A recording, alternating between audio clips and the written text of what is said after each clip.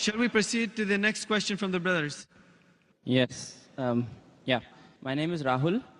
I am a telecoms engineer working in Dubai since 2002. I want to ask a few questions.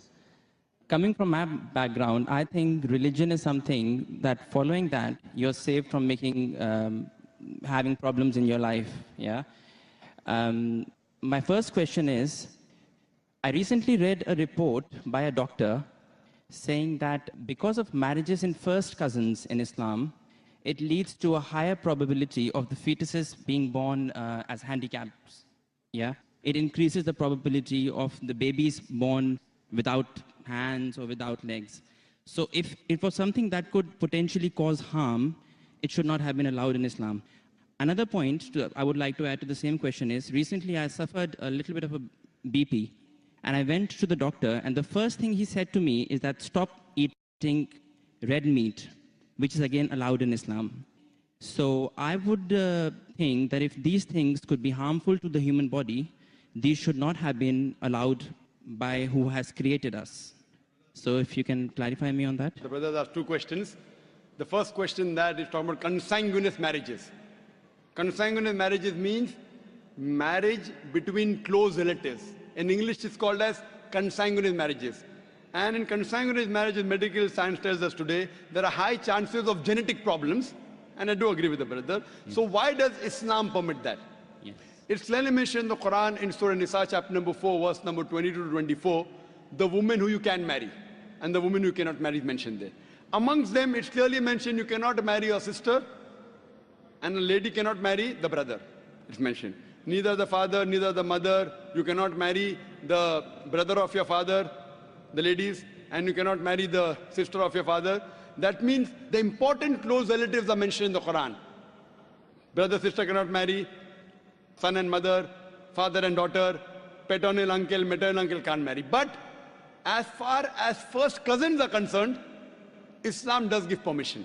Now, as far as consanguineous marriages are concerned, the maximum problem comes when you marry your direct blood brother and sister. Consanguineous marriage. Even if you marry your direct father, daughter, mother and son, or your uncle, the chances are also there if you marry your first cousin, but negligible, very negligible.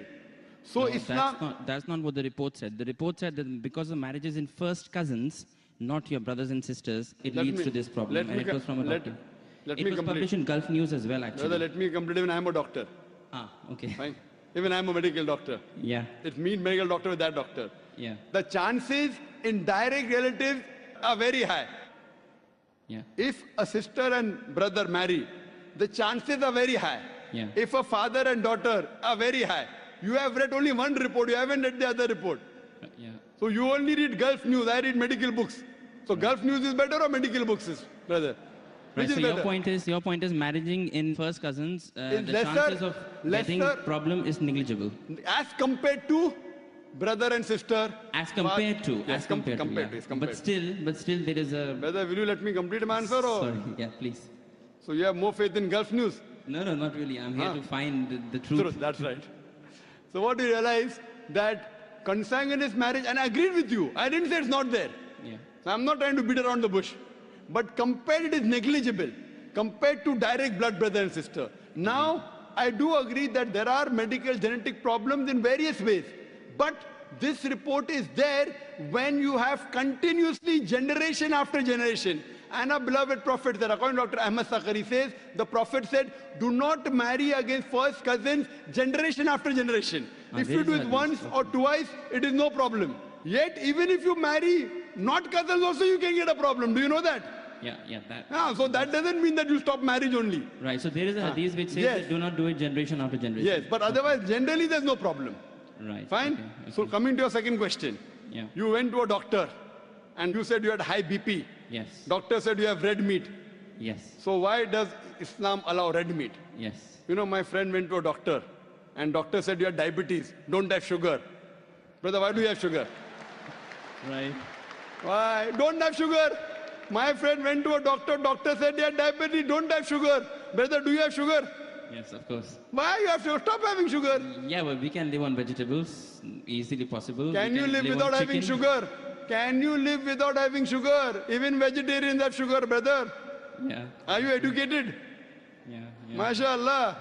The problem is that person had a problem with his pancreas. Yeah. In the pancreas, there are islets of Langerhans which break down the sugar. Because my friend had a problem in the pancreas, he could not break down the sugar. Therefore, the doctor said, don't have sugar. Right. If you have some problem of red meat, you should not have red meat. Others can have red meat. Right. Yeah. The Quran says, a general statement, Quran says, eat what is halal and tayyib for you. There's a verse in the Quran, eat what is halal and tayyib for you. For a person suffering from diabetes, sugar is not tayyib. So according to the Quran, a person having diabetes should have less sugar. It's a general statement. Eat what is halal and tayyib for you. That means certain things which is good for others may not be good for you. But there are certain things which are bad for everyone. Alcohol. Alcohol is bad for everyone. It is prohibited for everyone. Pork is bad for everyone. Therefore, pork has been prohibited for everyone. What do you realize? Certain food, because of the way your metabolism is made, because it's a problem for you, doesn't mean that everyone should abstain from it. Hope that answers the question, brother. Sure. Okay. My next question is, Islam allows marriages, a husband to marry more than one wife, 4 wives. Is it compulsory to take the permission from the wife before marrying that second one? Because a lot of Muslim girls have told me that, they have to take permission from the first wife, so our interests are taken care of. I hope you don't intend to become Muslim and marry more than one wife, huh? No, I don't. Because there's a new law in the Indian government. If a Hindu converts to Muslim and marries more than one wife, then there's a problem. Yeah. There's a new law that's passed. I don't intend to, but I just need to find out. Don't intend to marry or don't intend to convert? I won't answer that now. There was the question that is it compulsory that a husband should take the permission of his first wife before he marries the second wife?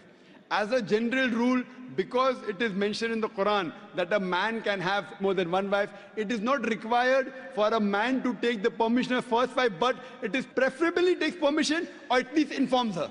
Okay. As far as permission, certain conditions become compulsory.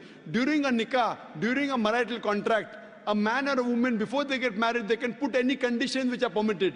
If the woman puts a condition in the nikah nama that my husband will not take a second wife as long as I live, because marrying more than one wife is optional. So if she puts the condition, then it becomes compulsory for the husband to take the permission of the wife, otherwise he cannot marry. If this is not mentioned in the nikah nama, if it's not mentioned in the marital contract, it's not a must, it is preferable. Okay, Hope that answers the question. Thanks. My last question, my last question is... Brother, you're most welcome. Just stand behind the queue. Okay, There may be you. one or two Thank you. non-Muslims. You can wait, brother. There may be one or two non-Muslims. Just stand behind the non-Muslims and we'll try and give all the non-Muslims a chance.